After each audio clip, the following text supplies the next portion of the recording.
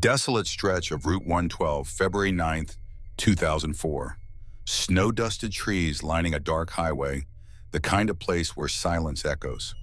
Just after 7 p.m., a black Saturn sedan, its front end crumpled, sits abandoned by a snowbank. Inside, nothing.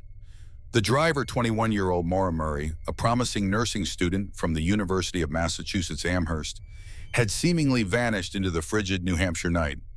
Just days before, Maura had exhibited unusual behavior: a frantic phone call with her sister, a bizarre email to her professor about a death in the family, a fabrication, and a sudden, unexplained urge to drive north. She withdrew $280 from an ATM, purchased alcohol, and packed a bag.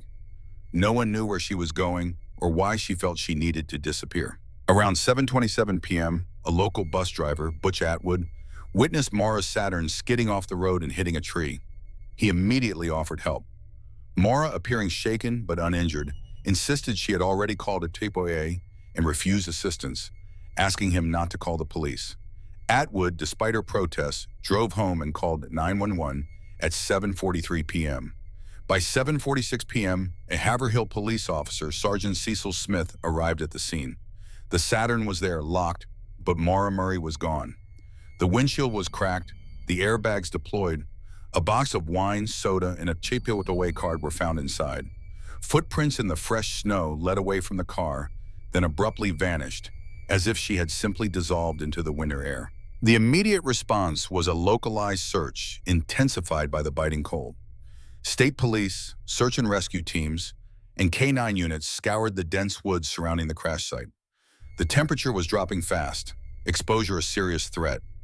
Investigators found no trace of Maura, no signs of a struggle, nothing to indicate foul play at the scene itself. The prevailing theories quickly emerged. Either Maura, perhaps disoriented or evading authorities, wandered into the wilderness and succumbed to the elements, or she was picked up by someone.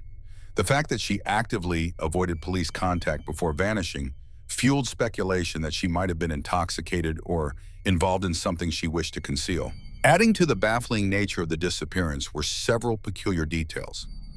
Before leaving Amherst, Maura had used her computer to search for directions to the Berkshires in Burlington, Vermont, conflicting destinations.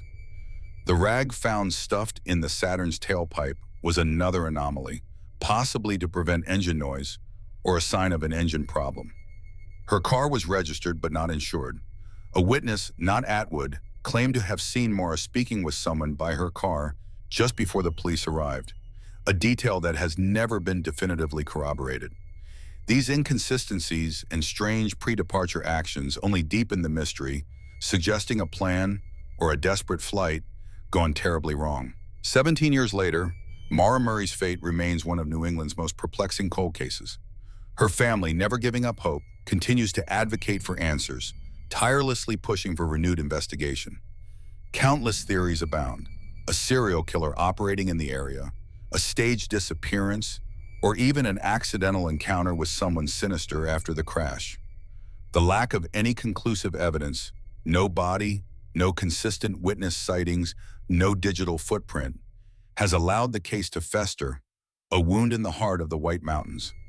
The desolate Route 112 still holds its secrets, and the question endures: what happened to Maura Murray in those few critical minutes between the crash and the arrival of the first officer?